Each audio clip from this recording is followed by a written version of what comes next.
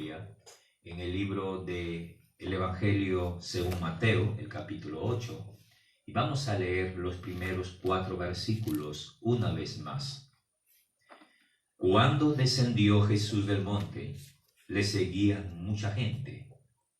Y aquí vino un leproso y se postró ante él, diciendo: Señor, si quieres, puedes limpiarme.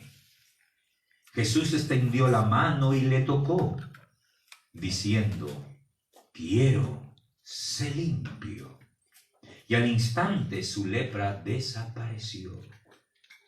Entonces Jesús le dijo: mira, no lo digas a nadie, sino ve, muéstrate al sacerdote y presenta la ofrenda que ordenó Moisés para testimonio de ellos. Interesante historia, narrativa, este episodio que Mateo nos escribe en su evangelio. Ahora, estamos exponiendo nuestra serie de temas. El evangelio es poder de Dios para. Y diríamos que hoy vamos a exponer: el evangelio es poder de Dios para sanar, para liberar. El evangelio es poder de Dios para limpiar. Hemos combinado esta verdad teológica del poder del evangelio con las virtudes de la sabiduría. Los días domingos anteriores hemos estado exponiendo sobre algunos proverbios y hemos afirmado que la sabiduría y el temor de Dios es provechoso para la integridad del hombre, para la salud completa del hombre, para la salud mental, para la salud espiritual, la salud almática, la salud física. Ahora bien, también afirmamos que la sabiduría viene de lo alto. El origen de la sabiduría está en Dios y Dios da esa sabiduría. Ahora queremos mostrar lo que dice el apóstol Pablo, que Jesús es nuestra sabiduría. En 1 Corintios, el capítulo 1, el apóstol Pablo expone que Cristo es la sabiduría de Dios para nosotros. Si hemos afirmado en el libro de Proverbios que la sabiduría es beneficiosa para la salud, podemos ver aquí a la sabiduría de Dios hecho carne, manifestando su poder, su autoridad sobre las enfermedades. Y de esto trata este texto que nosotros acabamos de leer. También queremos decir otro aspecto más. Mateo coloca este primer milagro de Jesús justo después del Sermón del Monte. En el capítulo 5, capítulo 6 y capítulo 7, el Señor Jesucristo está en la montaña exponiendo el Sermón del Monte. El propósito de Mateo es mostrar a Jesús como superior a Moisés, legislando las nuevas leyes del pueblo de Dios en el reino de Dios. Y podemos verlo en el capítulo 5, comienza así: viendo la multitud, subió al monte. Y el capítulo 8 nos dice que Jesús descendió del monte. Las dos acciones: subió y estuvo exponiendo las leyes, las escrituras, y ahora está descendiendo del monte camino a Capernaum. Este es el contexto donde se encuentra el pasaje que nosotros acabamos de leer. Ahora, otro dato que quiero mencionar en la introducción es que Jesús es presentado por Mateo como aquel que anuncia el reino de Dios de manera espiritual, de manera visible y de manera personal. Jesús, nos dice Mateo, viene trayéndonos el anuncio del evangelio del reino de Dios de una manera espiritual, de una manera invisible y de una forma personal. Y podríamos agregar también colectivo. Entonces Jesús estuvo en la montaña comunicando, anunciando la llegada del reino de Dios de una manera colectiva. Y al descender del monte va a manifestar el reino de Dios de una manera individual a aquel hombre leproso. Cuando Jesucristo comienza su ministerio, en el capítulo 4, en el versículo 17, nos dice que desde entonces Jesús comenzó a predicar y a decir: arrepentidos, porque el reino de los cielos se ha acercado. El reino de los cielos se ha acercado. Y en el capítulo 8, que es el texto que nosotros hemos leído, los primeros 4 versículos, podemos darnos cuenta cómo es que el reino de los cielos se ha acercado a este hombre leproso de una manera individual. ¿A dónde quiero llegar con esta introducción para usted que me escucha? A que usted pueda comprender que esta verdad bíblica, que la triste condición del hombre no impide que Jesús manifieste su compasión y su reino aquí en la tierra. Que la triste condición del hombre no impide, no es un impedimento para que Jesús pueda manifestar su amor, su misericordia y la verdad de su reino. Usted dice, ¿por qué dice, pastor, la triste condición? No solamente por el caso del leproso que acabamos de leer, sino por el versículo 16 del capítulo 4. El pueblo asentado en tinieblas vio gran luz, y los asentados en regiones de sombra de muerte, luz le resplandeció. Este hombre leproso que nosotros acabamos de leer es el retrato de lo que nosotros leemos en el versículo 16. Asentados en regiones de sombra de muerte. De ahí es el título del sermón en esta mañana: vivir muriendo.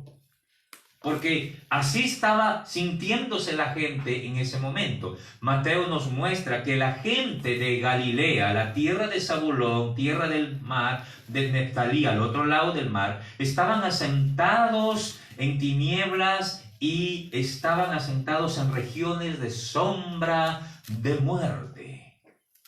Es en ese escenario, en ese contexto, que Mateo describe, guiado e inspirado por el Espíritu Santo, para mostrarnos a Jesús como el Hijo de Dios, caminando entre los hombres, pero a la vez dirigiéndose a los judíos para probarles a ellos que Jesús es el Mesías profetizado por los profetas del Antiguo Testamento. Él desea que sus oidores, sus oyentes, puedan llegar a esta conclusión que él había llegado, que Jesús, aquel que murió en el Gólgota y fue sepultado y al tercer día fue resucitado y ascendió a la diestra de Dios Padre, es el Mesías del Antiguo Testamento, que es el Mesías y que ha traído el anuncio de su reino, no para establecerlo en hoy de una manera política, de una manera gubernamental, sino para establecerlo de una manera espiritual, colectiva e individual y personal. Amén. Jesucristo es el Mesías. ¿Qué semejanzas hay entre el contexto histórico que nos presenta Mateo con nuestra realidad actual? Vaya que hay una semejanza, por no decir varias, pero permítame mencionar una.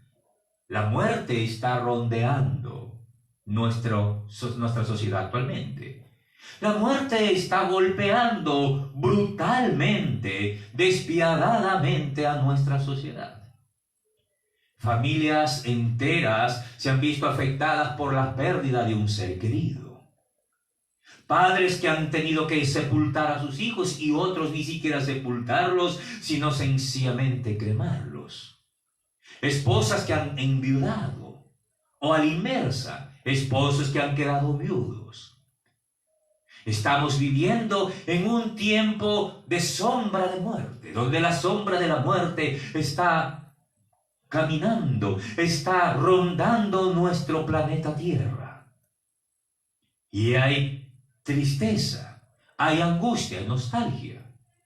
Ahora, permítame ver otra semejanza entre el contexto histórico y nuestra realidad presente. Es que en este leproso era una persona marginada, como vamos a explicar más adelante. Eran personas que tenían que distanciarse.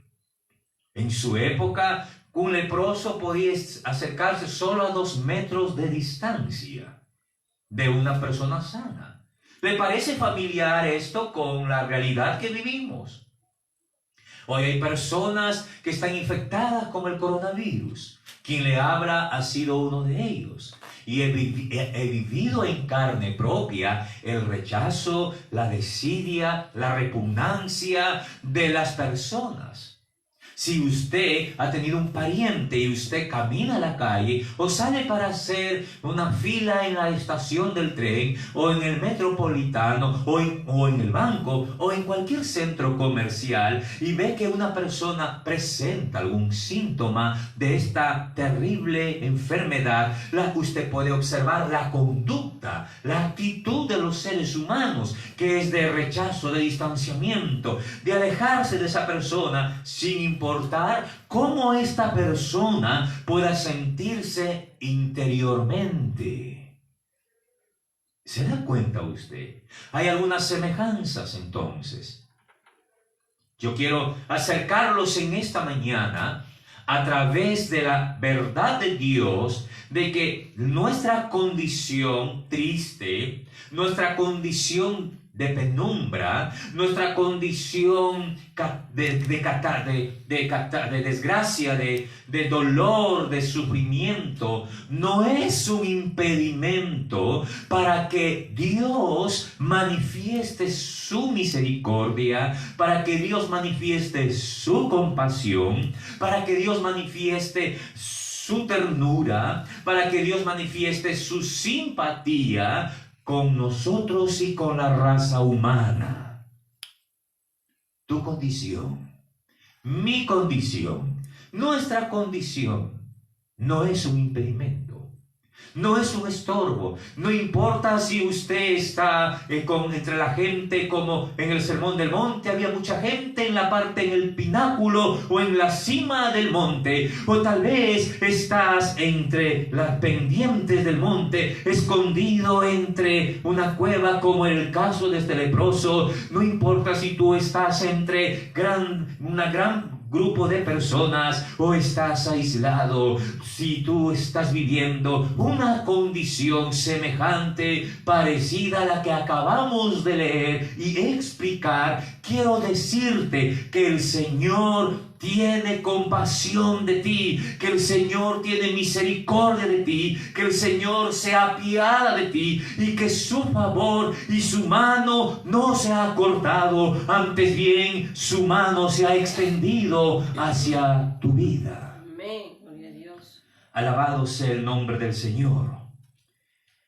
Entremos a nuestro texto y veamos este diálogo entre este leproso y Jesús. Cuando descendió Jesús del monte, le seguía mucha gente. Era no natural, la gente seguía a Jesús. Algunos para aprovechar su enseñanza, otros simplemente por curiosidad. Habían quienes seguían a Jesús por enemistad y había personas que seguían a Jesús sencillamente para pasar un rato porque no tenían qué hacer. Probablemente algunas personas habían estado con Jesús en la montaña, otros se habían ido adhiriendo, pero era una gran multitud de gente que seguía a Jesús. Es ese escenario. De repente, he aquí un leproso vino y se postró ante él diciendo: Señor, si quieres, puedes limpiarme. Aquí encontramos la triste condición de este hombre. Puedes limpiarme. Lucas, el médico Lucas, nos dice que se presentó un hombre lleno de lepra. Mire usted la condición de este hombre. No solamente era leproso, sino que estaba lleno de lepra. La enfermedad de la lepra, ninguna otra enfermedad, reduce a un ser humano por tanto tiempo a una ruina repugnante. Un hombre lleno de lepra. Mucho se ha escrito sobre la enfermedad de la lepra, pero queda en duda todavía ciertos aspectos de ella. Todo lo que hace falta decir es que era una enfermedad cutánea, es decir, del rostro, de carácter asqueroso, difusivo, y hay razón para creer que también era una enfermedad incurable, cuando así se pronunciaba.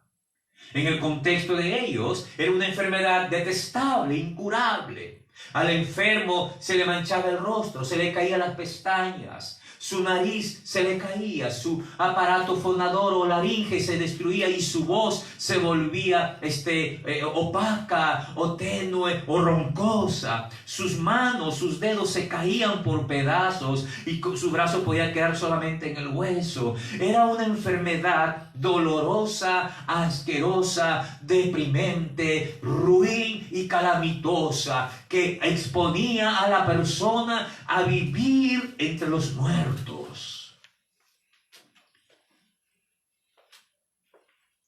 En la Edad Media se dice que habían personas, fíjese usted, que habían personas que exclusivamente cuando iban a tratar a una persona leprosa, se ponían como especie de un crucifijo en el pecho y luego iban y lo ponían sobre esa persona para oficiar su funeral, porque para un leproso era como si estuviera muerto. Esta enfermedad tenía una triple repercusión en quien lo padecía. Una repercusión corporal porque destruía su cuerpo, una repercusión social porque lo alejaba de sus seres queridos, lo alejaba de su esposa, de su familia, de sus hijos, lo alejaba de la sociedad y tenía que aislarse, no por 14 días como lo que estamos viviendo hoy, sino por muchos años y muchas veces era indefectiblemente para siempre. También tenía una repercusión religiosa. Las personas que sufrían de lepra eran declaradas inmundas e impuras y no podían acercarse al templo para adorar a Dios. No podían presentar sus sacrificios a Dios. ¿Se da cuenta usted? Este es el contexto donde este leproso está viviendo. Es un hombre que por su enfermedad ha sido excluido de la sociedad, ha sido excluido de la religión y ha sido excluido de su familia y está enfrentando dolor agudo, dolor terrible en su cuerpo. Un dolor emocional, un dolor físico, un dolor espiritual. Este hombre está enfermo, este hombre es un don nadie, es triste, lágrimas caen por sus ojos. Hay nostalgia. Póngase usted a pensar un momento y tenga simpatía e empatía con este pobre hombre que está en una cueva, su cuerpo desgarrado, podrido, engusanado, con olor terrible, un dolor triste. Esta es la condición de este hombre. Y ahí la verdad que les estoy exponiendo en esta mañana, que la triste condición del hombre no es un impedimento para que Dios manifieste su misericordia.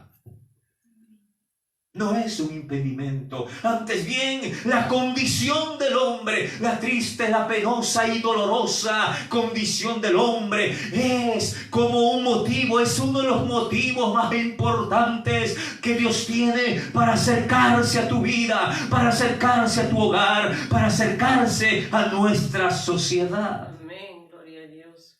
Esta enfermedad, los miembros del cuerpo eran invadidos lentamente con el agravante de que era una enfermedad incurable.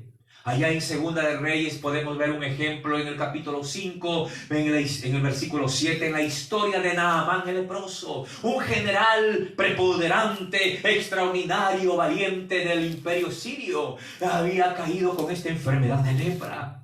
Una joven que había sido llevada como esclava entre las guerras que habían entre los pueblos, le dijo a su señora, la esposa del general Naamán, que en Israel había un profeta que podía orar para que su enfermedad sea curada.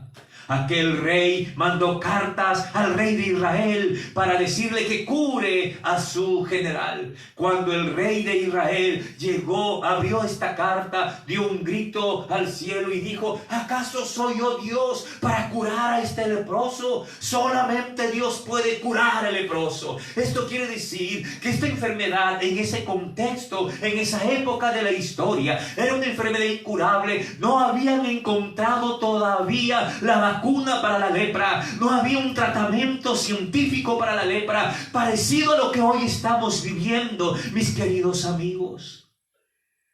Aún no se encuentra la vacuna, hay algunos medicamentos paliativos para tratar el coronavirus y se está esperando con mucha ansia y con mucho desesperación y anhelo la llegada de la vacuna para curar esta enfermedad del coronavirus. En esa época también, mis queridos hermanos, esta enfermedad era una enfermedad que solamente Dios podía curar. Alabado sea su nombre. Y quiero decirte en esta mañana que si usted tiene un enfermo de coronavirus, si usted tiene un paciente de esta manera y no hay todavía la medicina para ellos, solamente Dios puede sanar nuestra enfermedad. Aleluya. La miseria del hombre, la triste condición del hombre no es un impedimento para que Dios muestre su misericordia. Alabado sea Dios. Ahora, otro agravante más que era, aparte del aspecto social, era el aspecto religioso. En el aspecto religioso ellos eran excluidos, eran excomulgados, pero eran alejados del templo. Y peor aún, esta enfermedad era considerada como un castigo de Dios merecido por sus grandes pecados. Entonces, esta es la condición de este hombre. Este hombre se siente triste, viviendo en su calamidad, está agobiado, angustiado, apesadumbrado, acongojado, amedrentado, adolorido, se encuentra llorando, está afligido, no sabe qué hacer. Hay depresión en su vida, hay ansiedad en su vida, no hay esperanza para él, no hay a dónde ir, no tiene recursos, su familia no va a visitarlo, está solo, abandonado y nadie se acuerda de él. Es un triste indigente pordiosero que nadie es capaz de levantarle los ojos o extenderle la mano. Está confinado socialmente, está confinado religiosamente, está confinado familiarmente. No hay esperanza para este hombre, pero es en ese terrible y maldito, cruel y duro escenario donde aparece Jesucristo, el Rey de Reyes, el Mesías, alabado sea Dios, para cambiar la historia de este hombre, para cambiar su triste, caótica realidad por una bendición y vida. Bendito sea el nombre de Jesús. La lepra, una enfermedad incurable para su época. Entonces nos dice el texto: he aquí vino un leproso. Imagínese usted, una multitud de gente descendiendo detrás de Jesús por aquella montaña. Y de pronto aparece un hombre leproso, lleno de llagas, nos dice Lucas, en el escenario. Él conocía la ley. Él sabía la ley. Él sabía que la ley le decía que tenía que acercarse a 2 metros de distancia. El distanciamiento social no es algo nuevo, mis queridos hermanos. Es algo muy antiguo. Ya hemos dicho lo que dijo Salomón en Eclesiastés capítulo 1, versículo 12. No hay nada nuevo debajo del sol. Él conocía esa ley. Jesús también conocía la ley. La gente que descendía, muchos de los que descendían también conocían la ley. Pero aquí voy a entrar en mi segundo punto de la verdad de Dios para nuestras vidas. Jesús manifiesta su amable compasión más allá de la ley. Porque este hombre se acerca demasiado a Jesús. Si el texto dice que Jesús extendió la mano, ¿cuánto distancia mide la mano? 45 centímetros. Es decir, que este hombre se acercó más allá de lo que la ley le permitía acercarse. Grande era su necesidad. Grande era su necesidad de este hombre. ¿Cómo se acercó este hombre a Jesús? Es curioso que este hombre no había visto nunca a Jesús sanar. Este hombre no tenía familiares para que lo traigan a Jesús. Este hombre no tenía a alguien que lo conduzca a Jesús. Era su oportunidad. Jesús estaba descendiendo por esa montaña para ir a Capernaum. Este hombre sabía que esa era su oportunidad. Tal vez estuvo escuchando el eco de la voz de Jesús en el Sermón del Monte. ¿Qué llevó a este hombre a que se acerque a Jesús? ¿Qué lo llevó a este ser humano? No había visto milagros. Mateo nos dice que era el primer milagro de sanación. Y este hombre se acerca a Jesús. Se acerca a Jesús. Mateo dice que se acercó delante de él de rodillas. Marcos nos dice que puso su rostro, se postró sobre su rostro. Y Lucas nos dice que puso su rostro en la tierra. ¿Qué más? ¿Qué más podía él hacer? No era capaz de levantar la cabeza hacia arriba. Su autoestima estaba destrozada. Su valía como persona, su identidad, el valor de la persona estaba desbaratado. Él no se siente digno tal vez frente a la raza humana, pero él sabe que Jesús puede ayudarlo. Amén, gloria a Dios. Y el texto dice que vino y se postró delante de él. Esto nos habla de que él vino y se postró, que él confiaba en Jesús. Es decir, él sabía, no nos dice el pasaje de dónde este hombre sacó esta confianza para acercarse a Jesús. No nos dice que si él tuvo un precedente. No hay nada de ello, hay silencio en la narrativa bíblica. Pero este hombre vino y se postró delante de Jesús. Habla de que tenía la confianza. Él creía que aquel que tenía autoridad para enseñar la palabra de Dios en el Sermón de la Montaña también tenía autoridad para curar su cuerpo enfermo. Y más que ser curado, él anhelaba ser limpiado. Aleluya. Él se acerca con confianza en el poder de Dios. Usted puede acercarse, mi querido hermano que me escucha, con confianza. Jesús tiene poder para cambiar nuestra triste condición por una bendición. Jesús tiene poder para transformar nuestra penosa realidad en una gloria venidera. Alabado sea su nombre. Jesús tiene poder. El Mesías profetizado del Antiguo Testamento tiene poder. Tiene poder. Su poder no ha cambiado. Su poder sigue siendo el mismo. Yo lo he palpado. Yo lo he visto. Yo lo he sentido. Yo soy testigo del poder de Dios.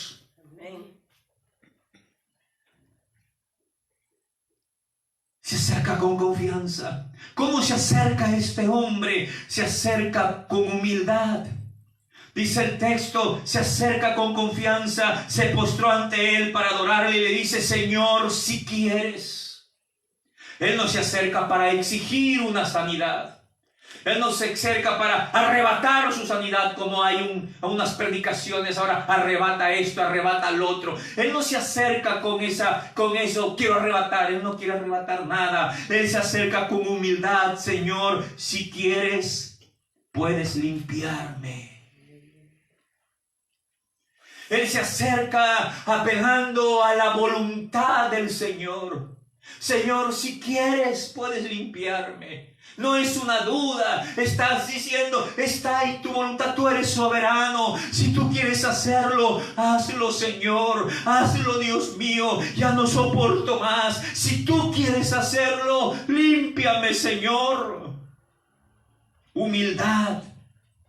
Cuando tenemos que acercarnos al Señor, hermanos, tenemos que acercarnos con humildad. Él es Rey, Él es soberano. Tenemos que acercarnos con respeto, con humildad delante de nuestro Dios. Como este leproso, acerquémonos al Señor con humildad, contritos de corazón, porque Dios da gracia a los humildes.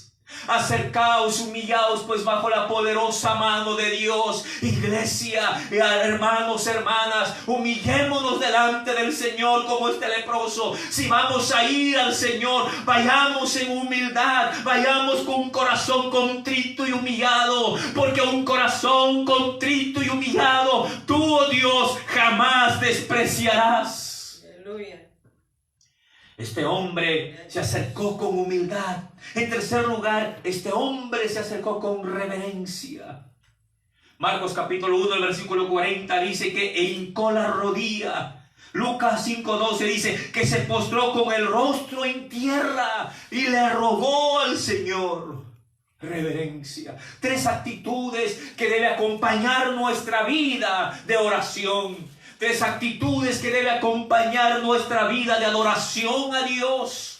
Usted que me escucha, ¿cómo me acerco a Dios? Acérquese con confianza. El autor a los Hebreos nos dice, acercaos al trono de la gracia. Acérquese con confianza al trono de la gracia para que hayáis refugio y esperanza para su vida. Debemos acercarnos con humildad. Debemos acercarnos al Señor con reverencia. El Señor escucha. Si usted, mi amigo, viene a Jesús, si usted, hermano, si la iglesia venimos a Cristo de esta manera, con esta aptitud y con estas actitudes, el Señor ha prometido escucharnos. El Señor ha prometido oír nuestro clamor. Él ha prometido oír, y no solamente oír nuestro clamor, sino que Él ha prometido responder nuestro clamor, responder nuestra lágrima, socorrernos, ayudarnos. Oh, gloria a Dios, como decía el libro de Isaías, el capítulo 41, el versículo 1 del día de ayer que leímos: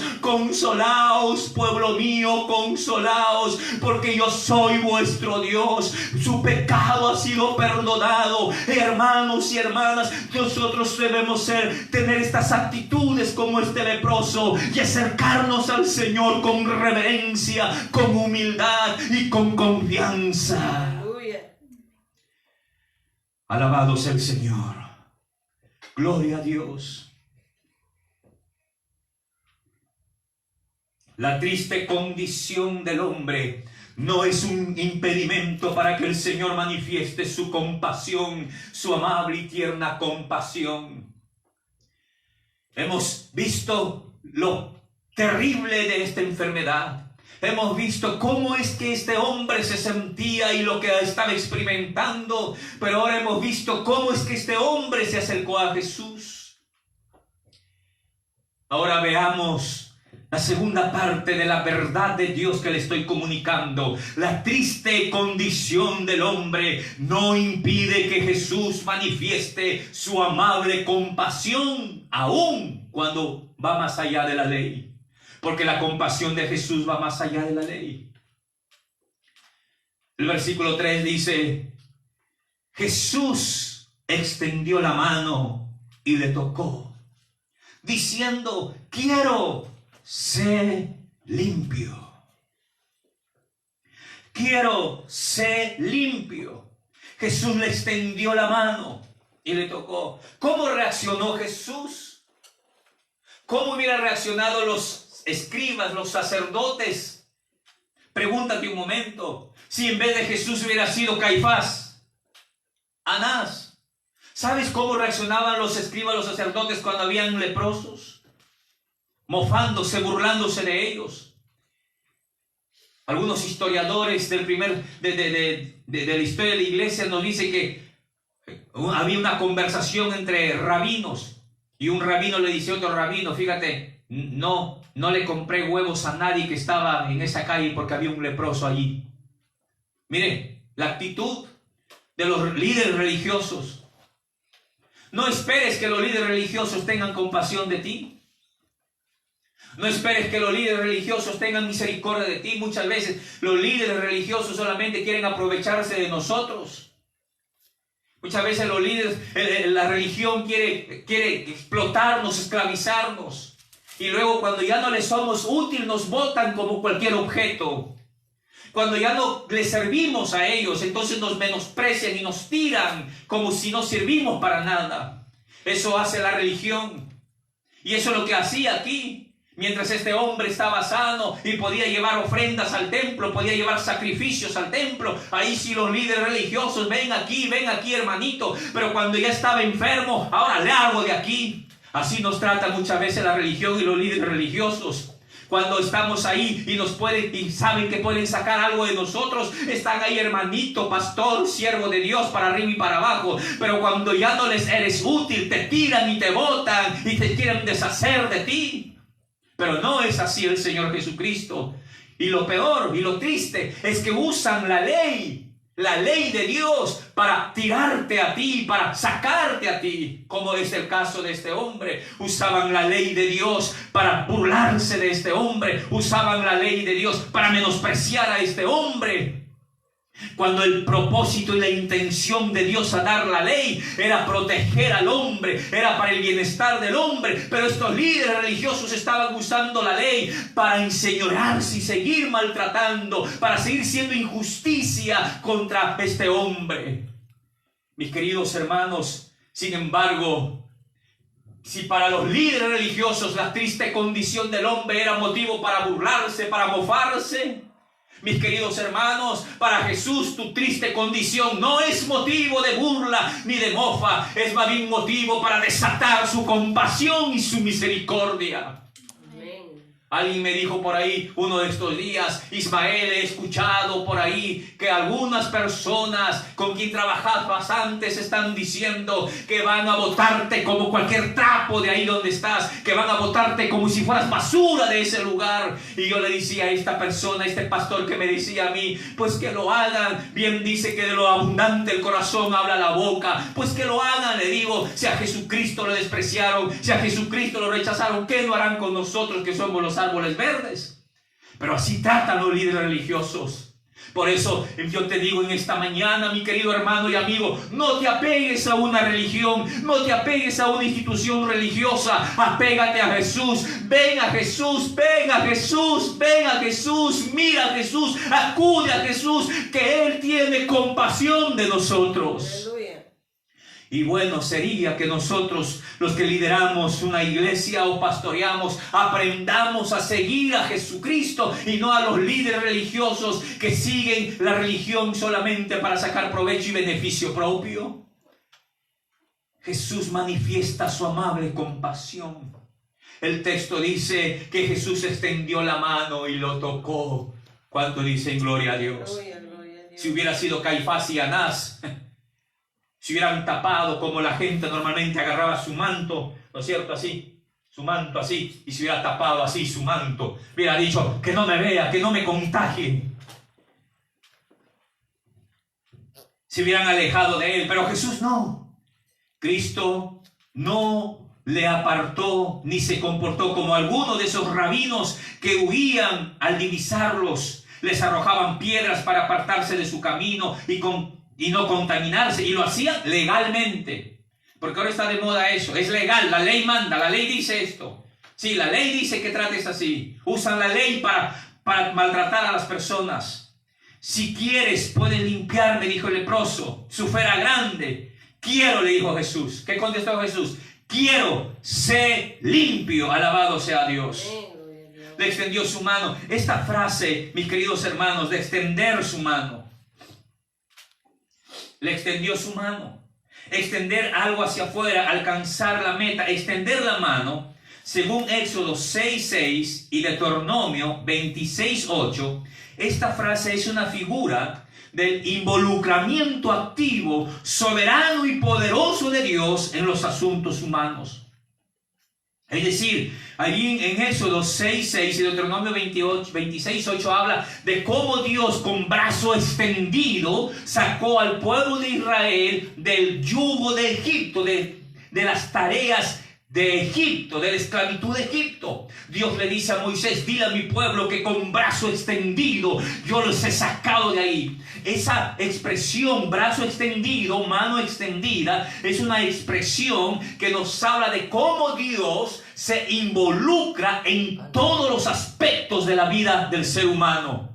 Es decir, Dios no es un Dios indiferente. Dios no es un Dios apático de nuestra realidad. Dios es tan grande y está sentado en el trono en su trono en el tercer cielo. Pero también Dios es tan cercano y tan real que está cerca de aquellos que tienen el corazón roto, nos dicen los salmos. Que está cerca de aquellos que han sido marginados. Que está cerca de aquellos que han sido despreciados. Que está cerca de aquella joven violada, de aquella madre abandonada, de aquel hijo tirado en la calle, de aquel hombre tirado en el hospital donde nadie lo puede visitar. Él está cerca. Él es tan grande y majestuoso e imperante que está en el trono de gloria, pero también es tan cerca y tan tierno y tan benevolente y tan compasivo. Aleluya. Que está cerca de ti. Dios. Extendió su mano. Extendió su mano y le tocó. Y le dijo: quiero ser limpio. Esta es compasión. Marcos nos dice que Jesús tuvo misericordia de él. La misericordia es el amor de Dios en acción. Y justamente esta palabra descendió. ¿Sabe usted que Jesús descendió del cielo? La misericordia nos habla del amor descendente de Dios hacia el hombre. Aleluya. La misericordia nos explica que el amor de Dios es un amor que desciende al hombre. Desciende. La semana pasada terminé mi exposición diciendo esta pregunta: ¿quién valora más la vida humana? ¿Los humanos o Dios mismo? Es Dios mismo quien valora la vida humana, ya que no le negó la vida a Jesús para que nosotros tengamos vida.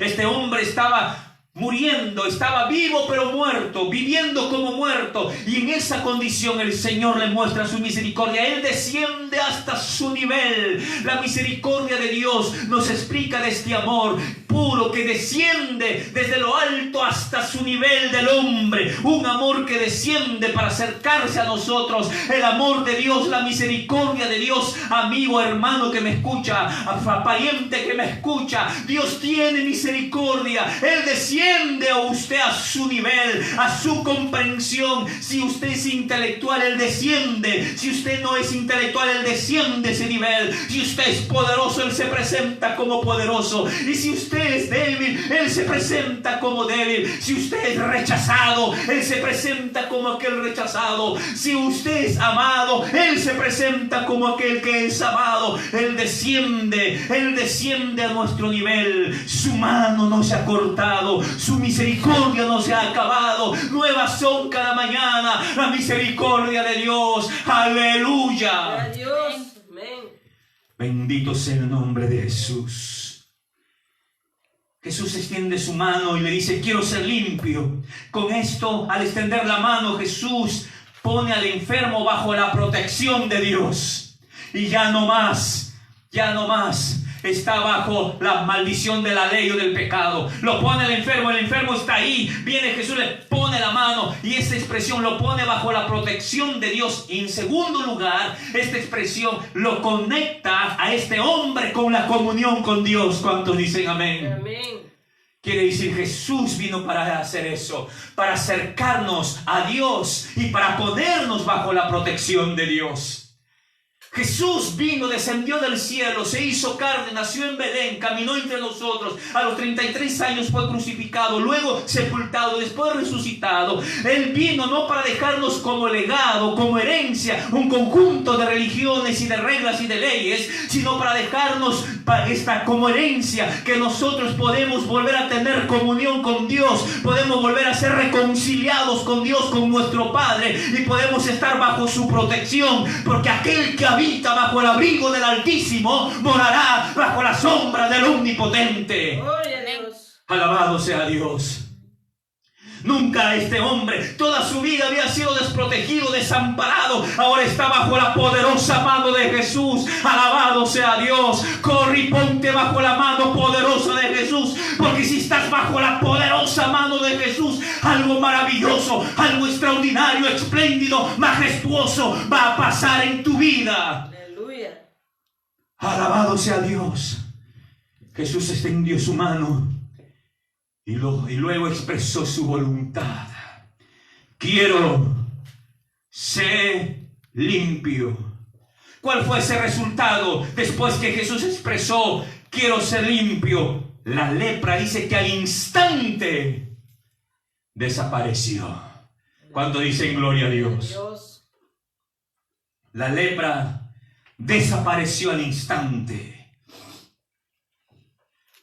Cuando Jesús dice quiero ser limpio, expresa lo que Pablo nos dice en 1 Timoteo capítulo 2 versículo 4, que es la misericordia de Dios que quiere que todos los hombres sean salvos.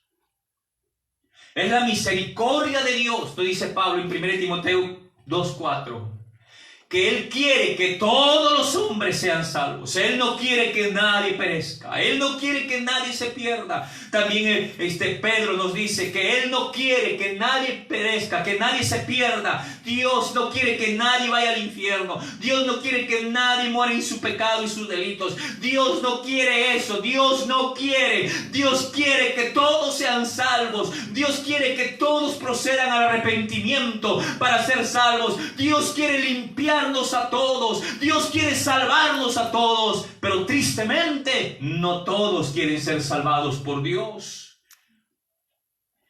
Ese es el deseo del Señor. Yo quiero, dice el Señor. Yo quiero protegerte, quiero restaurar mi relación contigo, quiero, en otras palabras, escúcheme hermano, ¿qué quiero? Yo quiero que seas limpio. Al ser limpio, quiero que tú vuelvas a estar en tu familia. Quiero que tú vuelvas a tu casa, de donde te habían alejado antes. Quiero que vuelvas a ver a tus hijos. Quiero que vuelvas a abrazar a tus hijos. Quiero que vuelvas a ir a abrazar a tu esposa. ¿Qué quiero? Quiero que vuelvas a ir al templo a adorar mi nombre. Quiero que vuelvas a presentar a tus ofrendas. Quiero que vuelvas a ir a los sacrificios. ¿Qué quiero? Quiero que vuelvas a levantar la cabeza y vivir libre. Alabado sea Dios. Quiero que vuelvas a tener dignidad. Quiero que vuelvas a tener esperanza. Quiero que vuelvas a caminar como mi hijo que eres. Yo sí quiero que vuelvas. Quiero que vuelvas a la sociedad. Quiero que salgas de los sepulcros y vuelvas a tener vida y disfrutes de la vida. Aleluya. Que el Señor nos ha dado. Quiero, dice el Señor en esta mañana. Extiendo mi mano, te protejo, te cuido, te vuelvo a la comunión con Dios y quiero que estés limpio y libre. Gloria a Dios. Y a su nombre gloria. Y a su nombre gloria. Si quiero que sea salvo. Mi amigo, usted puede venir esta mañana. Ahí puede doblar sus rodillas. No puede venir a mí. Usted puede venir a Jesús esta mañana. Su amor está aquí. Su presencia está aquí. Una vez que el Señor dice que al instante su lepra desapareció. ¿Se imagina lo que es esto? Esto implica un cambio, una reincisión. El hombre fue incorporado a la sociedad. El hombre fue vuelto su dignidad. Un cambio total. Pero quiero ser limpio también tiene otro significado que habla de la purificación. El quiero ser limpio nos habla de la purificación. Jesús, ahí en Hechos capítulo 15, versículo 9, nos habla de que somos purificados de nuestros pecados por la fe. Nos habla de la purificación. Jesús lo limpia de su cuerpo de la enfermedad de su cuerpo. No solamente Jesús limpia su cuerpo, sino que Jesús limpia su alma del pecado y Jesús limpia su conciencia. Hebreos 9:14 dice que por la sangre de Jesús nuestras conciencias han sido limpiadas para que podamos servir a un Dios vivo y santo. Es decir, mis queridos hermanos y amigos, que Jesús lo limpia de carne y de espíritu, como dice Pablo en 2 Corintios capítulo 7 versículo 1. Puedo afirmar entonces que Jesús lo limpió íntegramente por dentro y por fuera. ¿Cuánto dice gloria a Dios? Adiós. Por eso que este hombre no dijo Jesús sáname, sino le dijo Jesús límpiame, porque él sabía que la limpieza es más allá que la salud. Usted puede estar sano físicamente, pero puede estar impuro espiritualmente. ¿Sabía eso? Usted puede estar sano orgánicamente, pero emocionalmente puede estar impuro, contaminado, manchado. Pero la sangre de Jesucristo que derramó en la cruz del Calvario tiene poder para limpiarnos físicamente, para sanar nuestras enfermedades, como dijo el profeta Isaías en el capítulo 53, que él fue molido por nuestros pecados y el castigo de nuestra paz fue puesto en sus espaldas, pero él, por sus llagas, nosotros somos curados, hemos sido sanados. Pero el deseo de Dios no solamente es sanarte de tu enfermedad física, sino es limpiar tu alma del pecado, es quitar la mancha del pecado de tu alma, hacerte libre del poder del pecado, para que tú goces no solo de la comunión de los tuyos, sino que puedas gozar de la comunión de tu Padre. Aleluya. Él quiere limpiarte. Alabado sea Dios. Él desea limpiarte. Quiero ser limpio. Jesús manifiesta su amable compasión, su misericordia va más allá de la ley.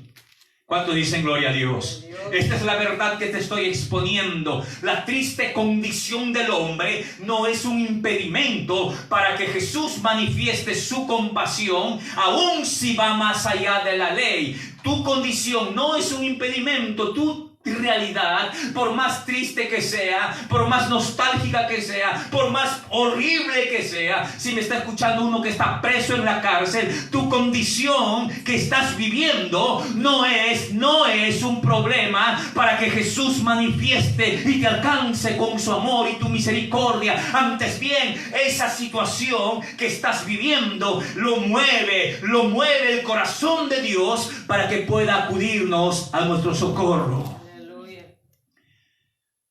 Para concluir, en el versículo 4, Jesús le dice a aquel hombre: mira, no lo digas a nadie, sino ve, muéstrate al sacerdote y presenta la ofrenda que ordenó Moisés para testimonio de ellos.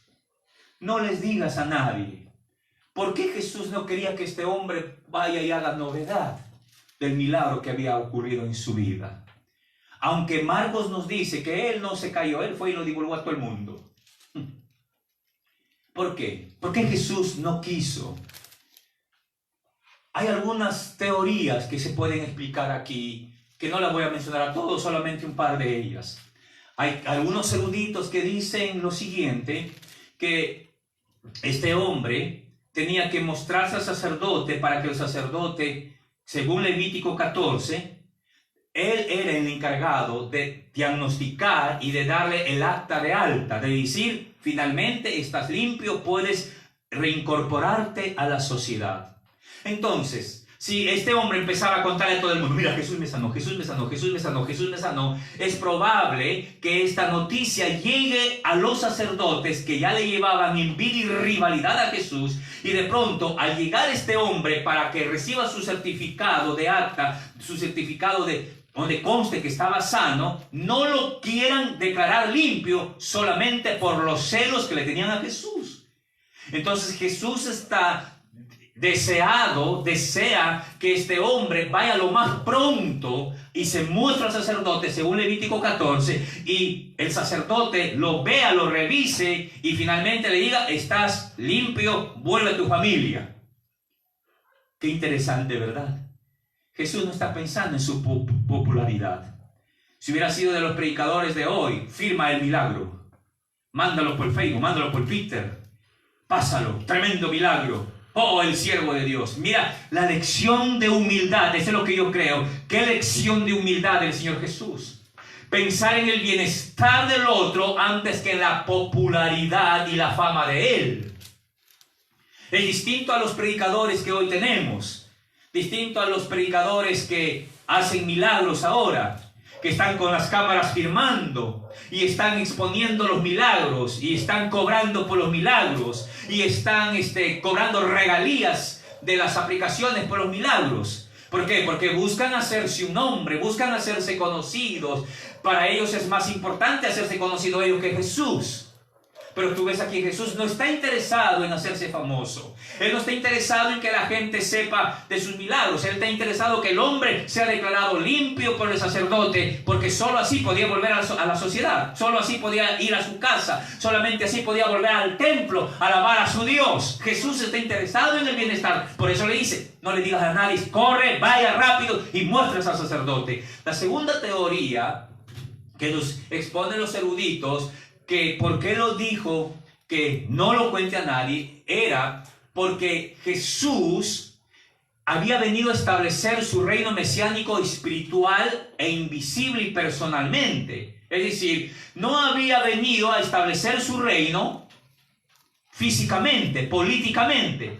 Entonces, si él iba y le hablaba a la gente, ya había una multitud de gente escuchándolo, entonces se corría el peligro de que la gente venga y lo cojan a Jesús y lo hagan rey, tal como nos dice San Juan 6. Cuando él hizo la multiplicación de los panes, la gente quiso coger a Jesús, apoderarse a Jesús y ungirlo como rey y decir, él es el rey, y nos rebelamos contra Roma, ni nos rebelamos y los expulsamos de aquí. Esa parte del ministerio mesiánico de Jesús, todos sabemos que será después de la segunda venida de Cristo, cuando Él establezca su reinado aquí en la tierra y reine aquí en la tierra por 1000 años. Entonces Jesús quería evitar ir generando más desidia, más venganza, más odio de los líderes judíos, de los líderes religiosos hacia Él. Es decir, era un acto de prudencia. ¿Te das cuenta, mi querido hermano, qué lecciones nos deja el Señor en este milagro? Muchas veces necesitamos ser prudentes. Él pudo haber dicho, ¿qué importa? Yo soy el Hijo de Dios, yo tengo el poder para hacer esto. No me importa si van y que vengan y me hagan algo a mí. No. Hoy mucha gente no es muy prudente. En el nombre de la fe van y hacen actos muy imprudentes. La prudencia era necesaria. Debes anteponer tus deseos personales, deben estar gobernados por una gran dosis de prudencia. Mucho más en esta época en que nosotros estamos viviendo. Hay otras teorías más que ya no voy a explicarlas. Creí que era necesario mencionarlas estas dos, pero yo sigo creyendo, para mí personalmente, como pastor llego a esta conclusión, que Jesús le prohíbe ir a este hombre porque él no quiere ser famoso. No es el deseo de él ser famoso. Jesús no vino a la tierra para ser famoso. No. Él no quiere que la gente vaya y lo siga por milagros. Él quiere que lo siga por quien Él es. Él es el Salvador, el Señor, nuestro Salvador. Y Él quiere que si lo vamos a seguir a Él, no porque anda sanándonos solamente, sino porque Él es nuestro Señor y Salvador de vida. ¿Cuánto dicen gloria a Dios? Luego le dijo, mira, váyase, preséntese al sacerdote y presente la ofrenda, tal como lo ordenó Moisés. Esto es muy importante, mencionarlo tal como lo ordenó Moisés. ¿Sabes por qué? Porque Jesús, Él dice, Moisés ha prescrito un protocolo. Y el legislador Moisés en Levítico 14 y en muchos otros textos había prescrito un protocolo. Jesús no contradice ese protocolo. Mira la prudencia, que es muy necesario mencionarla en esta conclusión del mensaje. Vaya, muéstrese, cumpla con la orden. Moisés lo mandó. Jesús no contradice ni viola la ley de Dios dada al profeta Moisés, sino que la cumple en todo el sentido de su significado, ya sea literal, espiritual, Y no solamente que lo cumple, mis hermanos, sino que Jesús interpreta tanto el significado de la ley, tanto el sentido como su significado. Jesús interpreta el sentido y el significado de la ley. Es decir, que Jesús, siendo, según el autor a los Hebreos y según el Sermón del Monte, como los pone Mateo, siendo superior a Moisés, aprueba los mandatos de la ley judía y también los corrige y los lleva a plenitud, poniendo sus bienaventuranzas en el Sermón del Monte. Por eso que Jesús le dice, vaya, muéstrese al sacerdote, presente la ofrenda, y tal como lo ordenó Moisés. Ahora, yo quiero terminar con esta parte, presente la ofrenda, y quiero ir rapidito a Levítico 14, versículo 4, porque ¿cuál era la ofrenda que él tenía que presentar? No es $100, $200, $300, como ahora lo dice mucha gente. No era su carro, su casa. No, porque ahora hay mucha de esa gente diciendo, el Señor te hizo un milagro y aquí el leproso fue sanado, y como fue sanado tenía que ir a presentar su ofrenda para el líder. No es así, mis queridos hermanos. El versículo 4 del capítulo 14 de Levítico, mira la ofrenda. El sacerdote mandará luego que se tome para el que se purifica, mira, 2 avecillas vivas, como esas palomitas que vuelan acá sobre el techo de nosotros, limpias, un pedazo de madera de cedro, grana e hisopo. Hisopo es una vara, grana es un poco de lana, y 2 aves.